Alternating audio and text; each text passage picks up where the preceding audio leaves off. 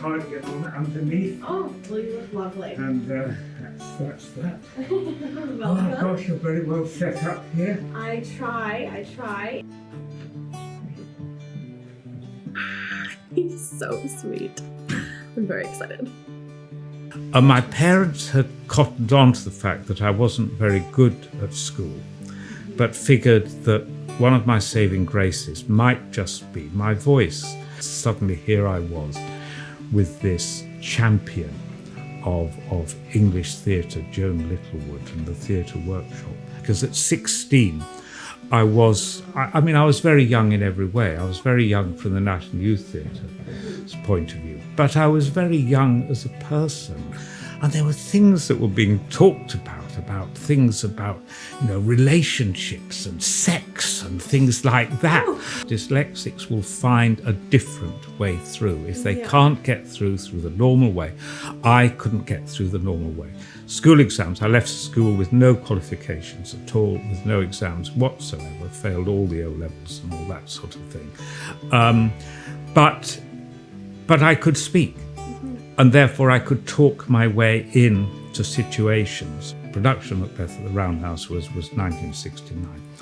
And I trolled along well enough until about 1983. And I thought, I have responsibilities here. This situation cannot remain. I cannot carry on what I am doing now. Not reasonably. And without a shadow of regret, I took the decision that I was going to have to find a new path. Hello everyone, welcome back to Seasoned Professional. My name is Hannah Octavia, and today we have on a very beautiful guest, John Locke. Thank you so much for being here today. Thank you, Hannah, for having me. Of course. Just for my listeners, my viewers, all the people, you may notice that I have my computer here today. It's because this is technically a solo episode. There's no one behind the cameras today. So we're going to pray to the production gods that everything works seamlessly today and that the cameras don't go haywire. So I am just having my computer here just to make sure our microphones are working and I can keep track of the time.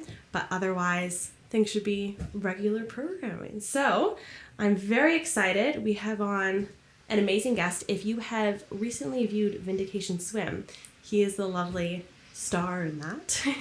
And many trips out to sea, I recall. Oh yes, yeah. And out to sea from New Haven into the Channel and also into the Thames estuary. Oh. And the producer, Simon Hasler, told me when he asked me to do it for the first time, John will only go out 3 or 4 times and then that'll be it. I don't know quite how many times we did go out, but it was filmed over 4 years. And so we were out in the Channel numerous times, 20, 30 times, and with the wonderful Kirsten Callahan playing Mercedes Gleitz, the Brighton swimmer.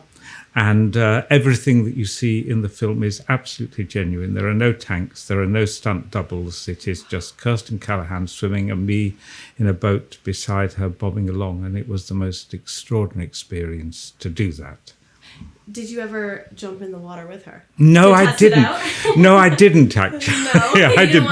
I was the coach. There's yes. a very dramatic scene towards the end of the film, where we did a certain amount of improvisation, and at that point, I very nearly did go in, but I didn't. You somehow after 4 I stayed in the boat. But doing that film was an incredible experience, and Elliot Hasler, the director, young director in Brighton, did extremely well with it, and we got on so well for the whole 4 years filming. Very stressful, very difficult filming, but it was all absolutely fine. Wow. Amazing. Yes, if you have a chance, go check out Vindication Swim and thank you. Other John Locke movies, which is amazing. Thank you. So we always start with talking about our childhood photos. So we've got a few here, but we've also got the one just popped on the wall there. So if you can reach it, you can grab it down for me. It's just on a There we are. And give us a little background. Tell us what's going on here. This is shortly after we moved to Brighton. My parents had lived in the Thames Valley, and we moved to Brighton when I was about 2. And we moved to an area of Brighton that was known at the time as the slums under Brighton Station. It was all slum clearance property, and it remained some slum clearance property until 1971, when the slums morphed into the North Lane Preservation Area. And the house is still there now. And that was my very first bicycle, of which I was immensely proud. And we got a little Triang 3-wheeler that we got from Gamley's in the arcade. The bike has gone, although the bike did survive to my first child, who used it who used it for a little while. And I was just very proud of it. And that was my father who took that photograph, he was a merchant seaman in the war and then became a teacher. Wow. And he had his own demons, so childhood was affected by that. But my pride in that bicycle at the entrance to our garden in Trafalgar Terrace was a very precious and a very proud childhood moment, which is why I supplied it as just one of those markers in childhood that we have and that we mark our lives with, really. That's beautiful. You look very proud in that photo. Did you replicate it with your own child, that photo? No, I didn't, funnily enough. I didn't think about it. Yeah. Because I only started to think about this photograph when you made the request for photographs from childhood that are significant. And I had to go through it and supplied this along with one of feeding the ducks on Rottingdean Pond and another one from a little later in my childhood. But it's very much a sort of reflection on a complex and an interesting, if a somewhat difficult childhood. But it was a very happy moment in childhood, that particular one. So hence that was the one that I chose. Were you an only child? I was an only child, and I had no cousins anywhere. So in many ways, my childhood was quite a lonely one in the family, because my mother had a sister, no children. My father had a sister, no children. There were cousins in the family, but none of them had children. So the upbringing was within the family, a very lonely one. And I was sort of subject very much to the rules and regulations that my parents imposed. My parents did not approve and were not part of the 60s revolutionary generation. Quite the contrary. They were 30s communists who had alighted in the 60s and very rapidly became quite reactionary Tories in many ways. And so that was a challenge to me, because I had no one of my age that I could sort of relate to within the family. But that was just part of the nature of the upbringing. And despite the loneliness that brought, there were local friends that I had. There was Johnny Parsons up the road, there was Michael Stevens round the corner, and there was my great lifetime friend David Kolakowski round the corner. And they became very important to me in my life. But within the family, it was quite a reactionary upbringing. And you can pop that back on there so you're not holding it. Thank you. I'll let you do that. And I'm wondering if you can dive into a little bit what you mean by reactionary. Well, it was, they had come through the war. My father had been on the Atlantic convoys and had survived. The had never been torpedoed. And the nature of the merchant fleet at that time was that the casualties were up around 50% of all shipping and all those who served in the merchant fleet. My mother served in the ATS. And when they came out at the end of the war, they both took the 1 year's training that the government offered. at that time. But they had been used to the 1930s, which was their own upbringing, and the 1940s, the wartime experience. But then when we came into the 50s and 60s, coffee bars, rock and roll, long hair, the objection to the establishment was something which not only left them cold, but they took a strong objection to. Let's face it, that generation were themselves the children of the Victorians. And so they brought up me in quite a Victorian manner. So I didn't have any kind of independence of thought. There was all this freedom that was going on out there in the world. There was the freedom of music, the freedom of dress, the freedom of expression.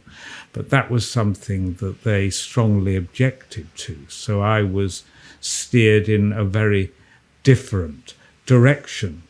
And at school, that brought its own challenges. I was significantly bullied at school. I had the shortest hair in the class. I had the most old-fashioned shoes in the class, and there was none of the expansive nature that I came to express later, and that brought me up really short. In particular, when age 16. I went to the National Youth Theatre and suddenly met up with young people who had been encouraged by their parents for independent thinking and freedom of thought. And at the time, I was completely at sea because I had never sort of experienced anything of that sort in my life. And it was a wonderful and an opening and a liberating experience to find that. But for all that, they were very loving and they were very caring parents. But the fact that there were no other children within the family was a difficulty that played itself out throughout my childhood and then into my teenage years. We will continue to explore that definitely. But I'm wondering, in terms of, you said that you were dressed very old-fashioned. You had like the shorter hair. Did you understand the extent of the lack of freedom you had in that moment, or was it simply you couldn't wear what other people could wear? I think it was. I mean, that's a very interesting question. I think that I accepted it at the time because I was told to accept it. I wasn't permitted sort of any idea of rebellion or anything of that sort. It was a very safe childhood in that, but it was a very controlled childhood. But it did mean that at school, when my fellow pupils were discussing and bringing in and were wearing things or were doing things with their lives that were much more in keeping with the tone of the 60s. I knew that there was something out there that was very different to what I was experiencing. But I was a very loyal child. I was loyal to my parents, and the degree to which I was sort of actually unhappy in my situation was greatly sort of mitigated by the sorts of security that kind of position gave you. So it was only when I came out of it, and funnily enough, it's only in very, very recent years that I've reflected on it, on just how difficult and challenging as a childhood it was. But I mean, it was nothing by comparison to what many were facing in terms of hardships and all of that. There was always food on the table. My parents were not alcoholic, but they were certainly alcohol dependent. So much of the life also revolved around the pubs of Brighton. But the pubs of Brighton in those days were very, very different to how they are now. It was much more of a working class environment, and pubs were places where the working class people went and socialized. Sawdust on the floor, and no sort of meals served in the pubs whatsoever. You'd be lucky to get a packet of crisps there. But it was that was another sort of influence that came to bear on it, the strong influence of alcohol on childhood. But children are very resilient, and I came through it, and I honestly can't say that in my adult life I bore any grudge or any sort of hard feelings about it, because the security that I had experienced was the upside of the downside, but that's just part of life, isn't it? It's part of the complexity of our upbringings, that we take the good with the bad, and the main principle is not to spend too long emphasizing on the bad, but to take what's good and to use it. Yeah, that's beautiful. I am curious about how your parents kind of reacted when you first went into acting and the more free kind of creative side of things. But I do want to hear how you met David, because for listeners of the podcast, David is how I was introduced to John, and he has very kindly offered his support to the podcast. And David and Marie are kind of honestly the people who kind of like lit this light bulb in me to be like, maybe I should start talking to people who have lived all this life, and I think I can learn from them. So if you guys are listening, thanks. But yes, tell me about how you met David. I met David through Michael Stevens, who was my other friend who lived around the corner. And we used to play football and cricket in a little area attached to the post office called the Dip. We were very inventive children. And David and I, from the age of about sort of 7, 8, 9, I can't remember exactly when we met, but it was something round about that. And we really sort of hit it off. David's father was a baker. They had come from London. They were both European immigrants and refugees in the war. And David and his sister Jenny had been brought up in Brighton.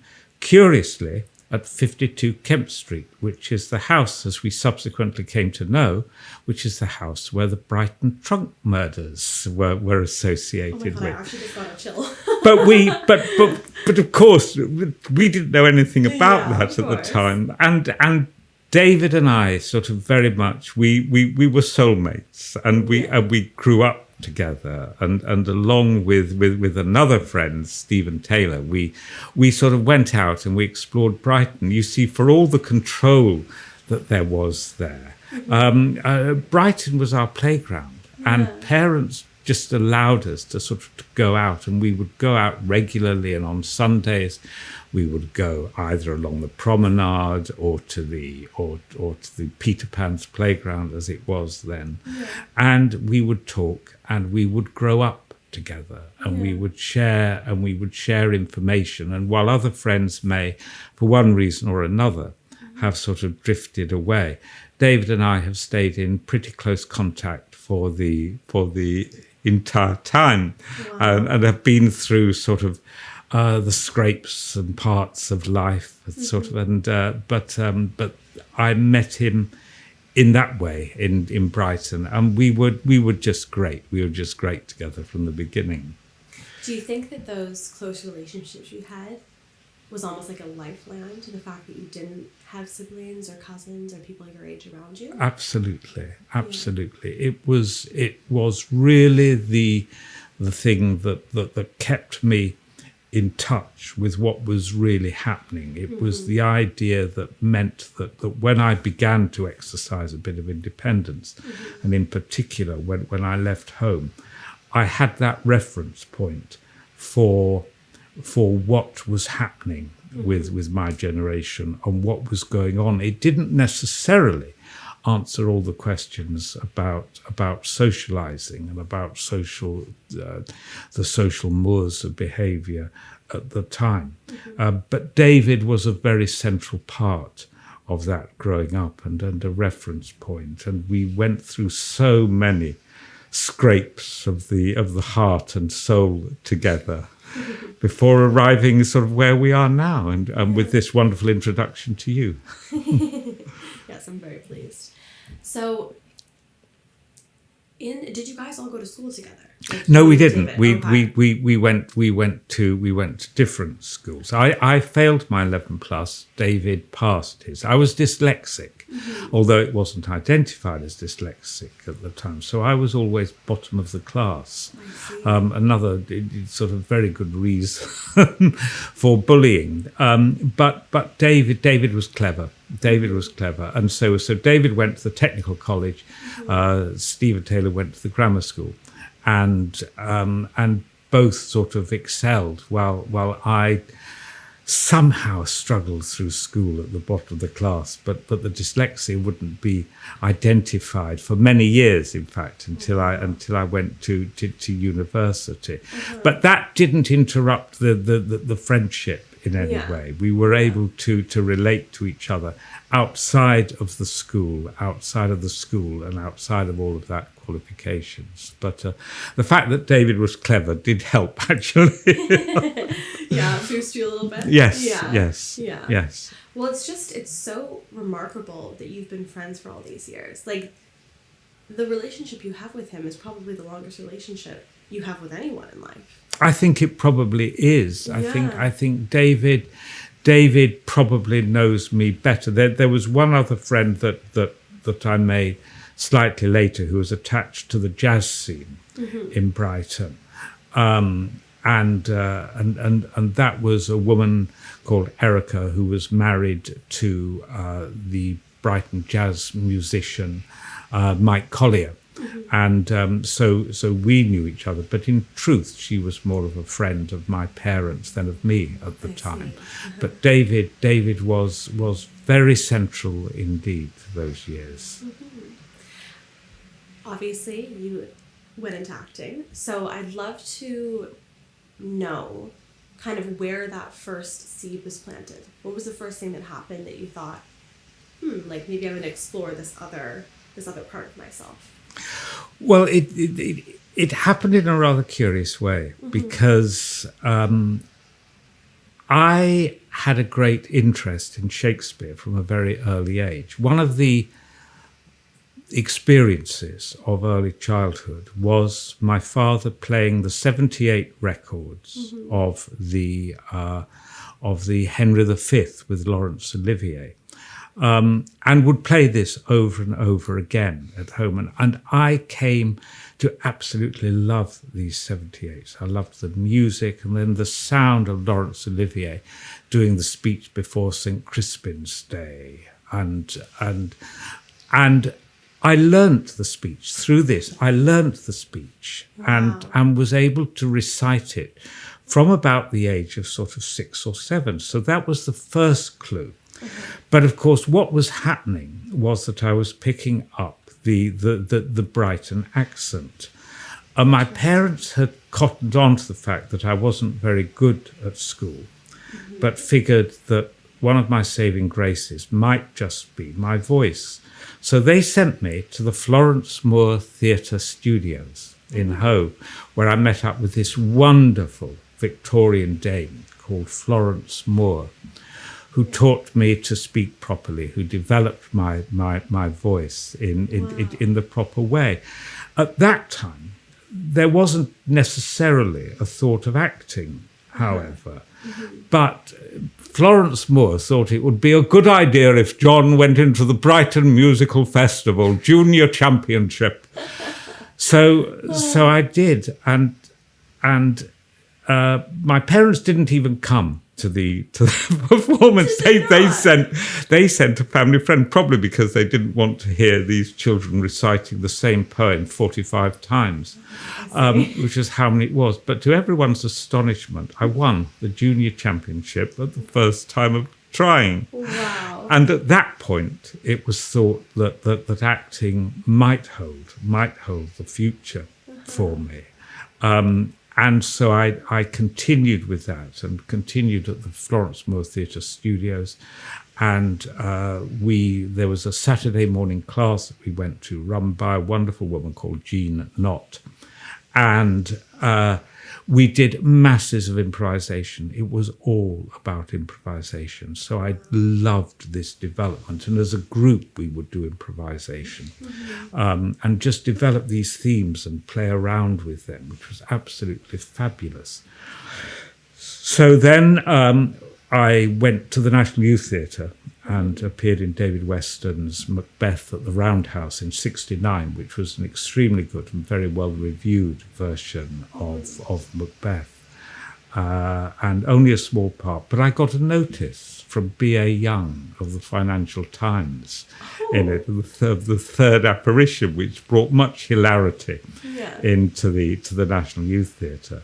And then through there, David Weston, the director and the film actor, he got me in via a particular route. He got me in, and I gained my much desired and much quested equity card by going to Joan Littlewood's theatre workshop, and where I was an acting ASM.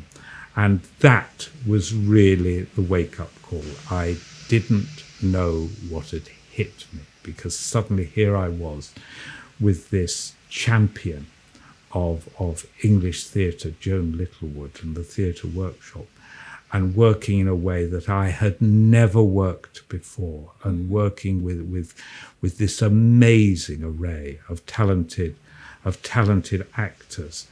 And it was so challenging, but it was such a lesson, and there were so many adventures that I had there, and that was how my acting career actually came to be launched. So it was an interesting route through to it. It was a very practical route and a very practical education, but one that I was to absolutely cherish and now look back on as seeing it as the central building blocks of my career. It's interesting that, your parents had such a concrete idea of what childhood should be like, and, they didn't want the impact of society coming in too much into the home. Yes. But do you credit them for starting your acting career in some way because they introduced you to this? It was, yes. They I mean, I think that when it came to it, that there was considerable wisdom in sending me to the theatre studios and recognising that the voice was going to be my future, was going to be the way through. And I was also very fortunate that my mother in particular was very encouraging and was very supportive of the career with going into that.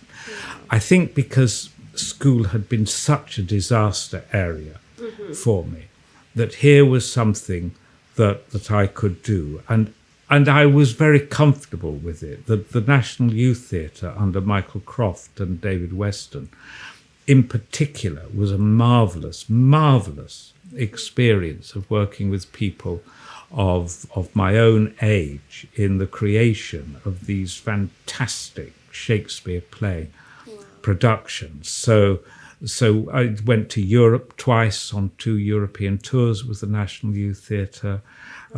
We did London seasons, and it was also working with people who did it both because they wanted to go into the business, but also quite a few people who just did it because they wanted to be part of an ensemble team, putting together a production. And in those days, you used to get the national critics along to National Youth Theatre shows. There were supporters of them. People like B.A. Young on the Financial Times was very supportive of the National Youth Theatre.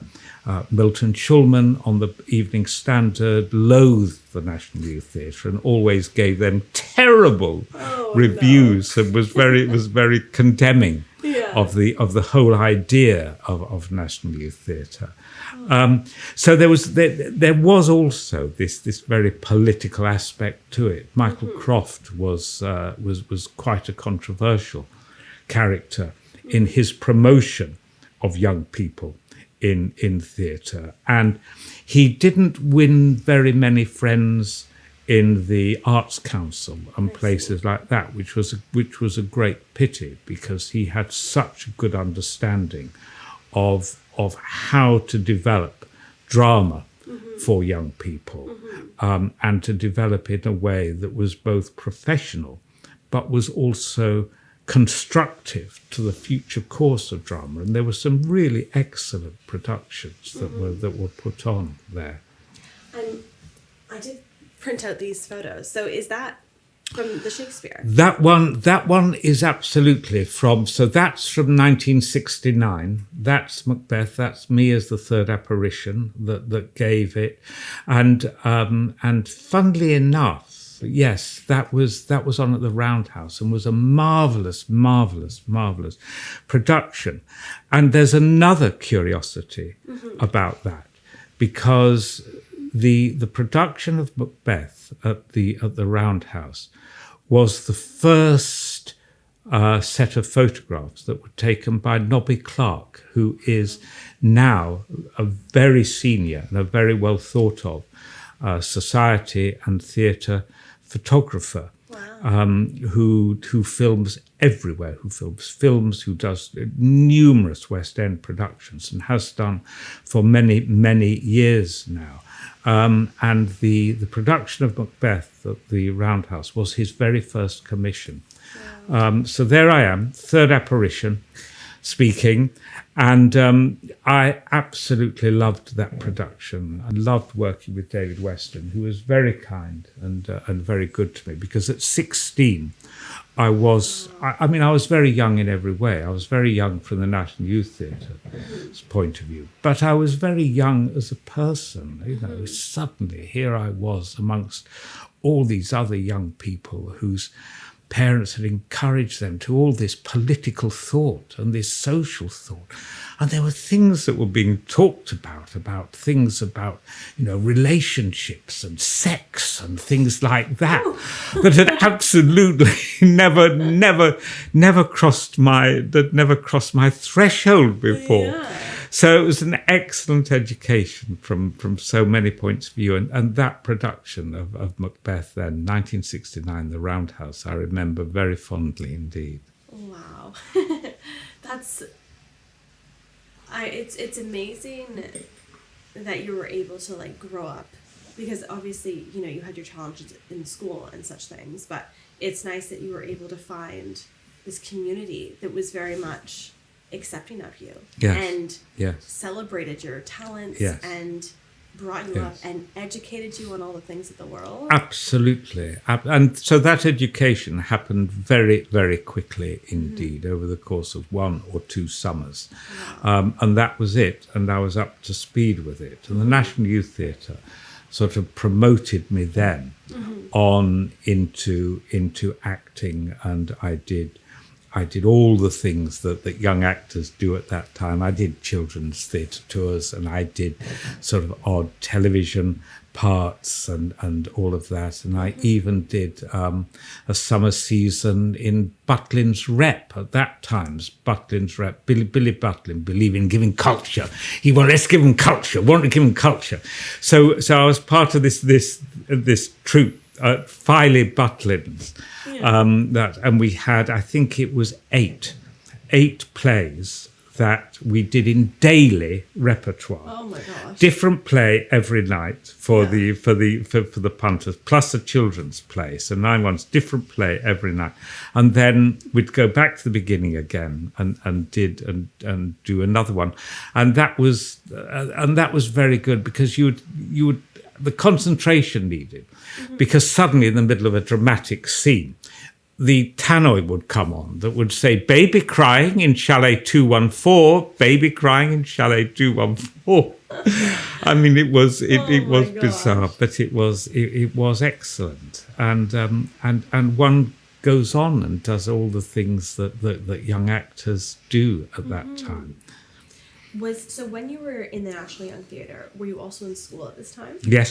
Yes, I was. Why? And that gave me a certain amount of credibility at school. So I managed to sort of retain a certain amount, because the school were also very supportive, because it did mean that on several occasions I was late back in to school at for the autumn term. But to have somebody in the National Youth Theatre was something of repute that they could themselves sort of promote within the school magazine and things like that. So that was great. That's wonderful.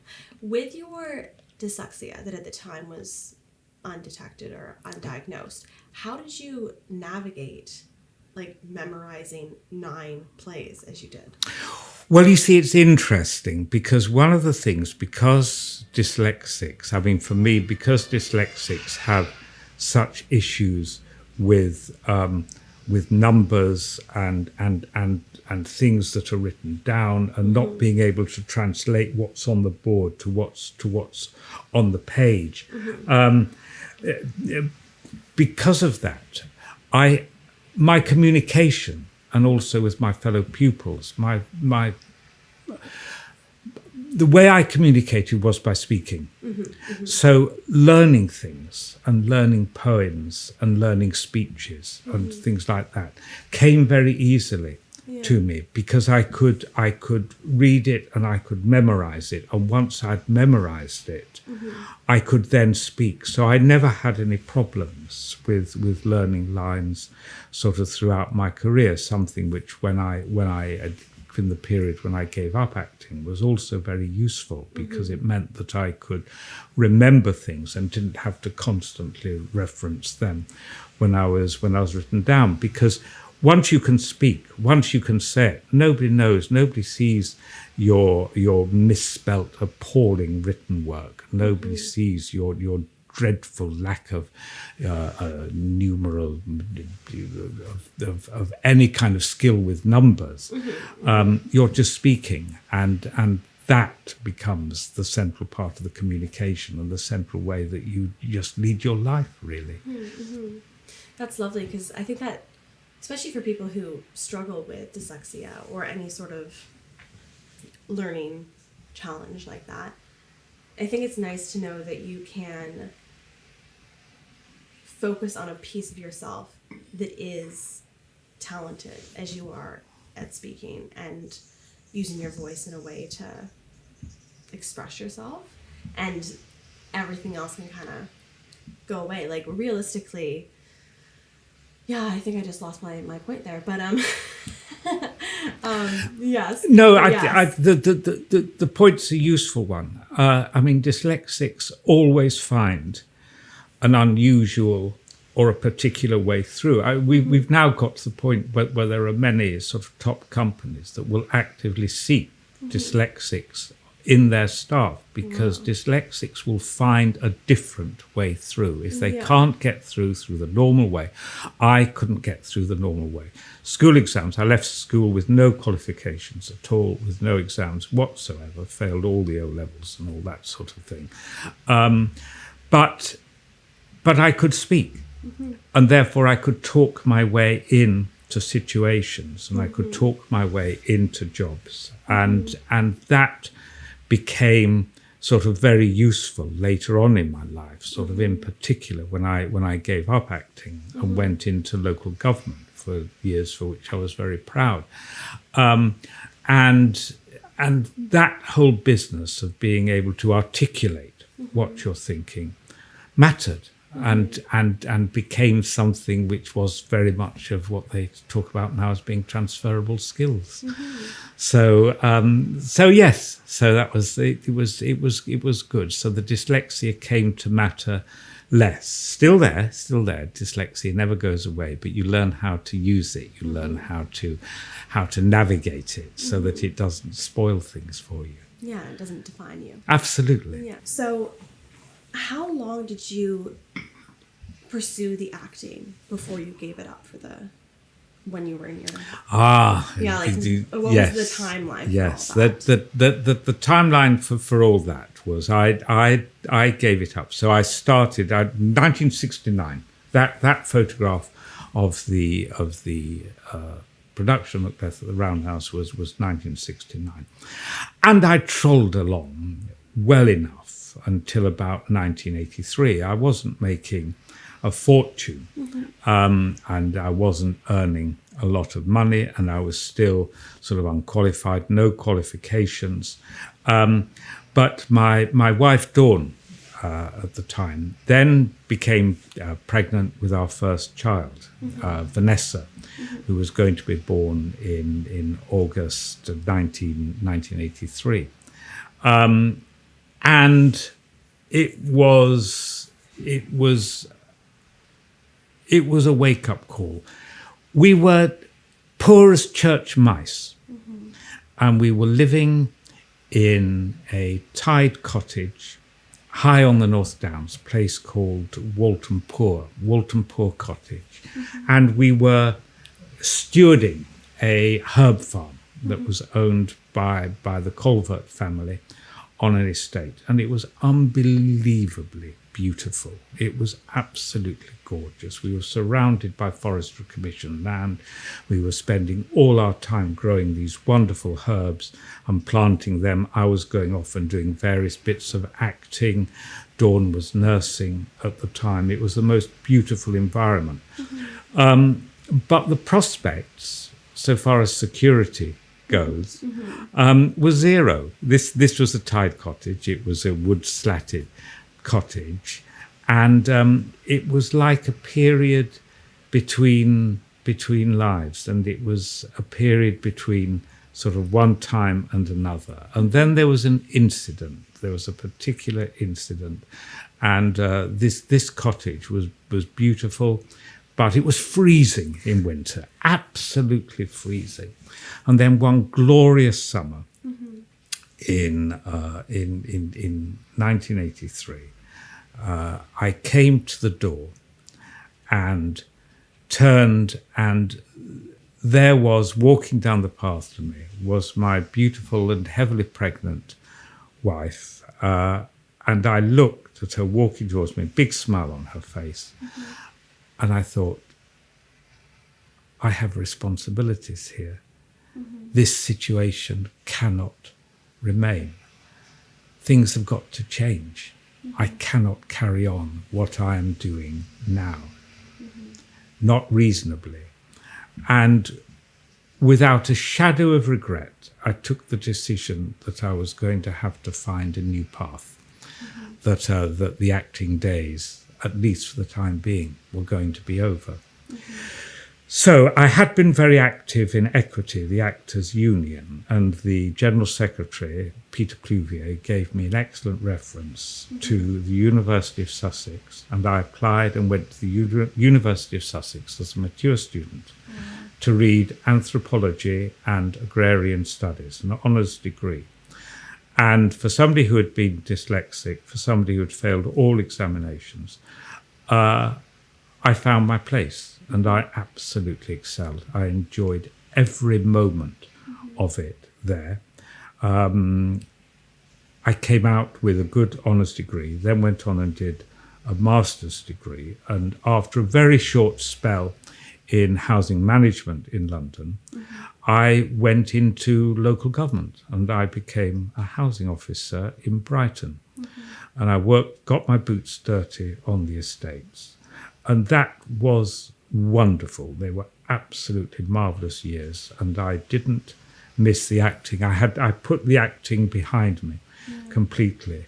And I was on the estates. I was dealing with ordinary everyday affairs throughout Brighton, and I dealt with women who had experienced appalling domestic violence, and with drug dealing and all that on the estates, serving notices of seeking possession to drug dealers with pit bulls in their hands, and helping those who had experienced dreadful deprivation and appalling violence, and making the links to other services. And that was wonderful. And I went and did a little bit at local government for the Local Government Association at central government. But I always came back to Brighton. And then I looked after the 61 residents associations in Brighton and became head of community participation.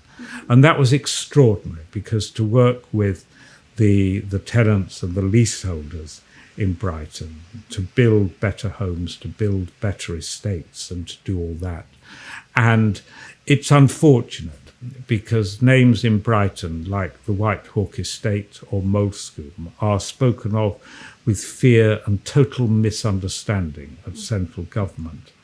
And the truth is that there are the most amazing people working for their communities on those estates. There are, of course, villains there, but there are villains everywhere. But for the most part, there is a great deal of work being done by the residents themselves to make Brighton a better place to live in. And I was integral to it. I was part of that from the local authority over many years until 2000 and till 2012, when I took early retirement, and then said to my partner Jill at the time there, sadly my marriage to Dawn didn't survive. She fell in love with someone else, but we managed to get a very good working relationship going, and 2 years passed, and I met up with Jill.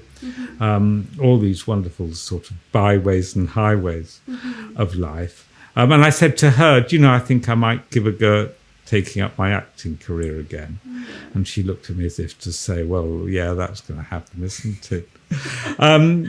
But it did. But back to where we came in from this, that decision back on Walton Poor, back in '83, prior to the birth of my first child, was the one that really mattered. How old were you when you made that decision? 29. And when you told your wife at the time that you were taking a step back, you're going to find another path, how did she respond to you? Very supportive. Yeah. Very supportive, because I think she recognised the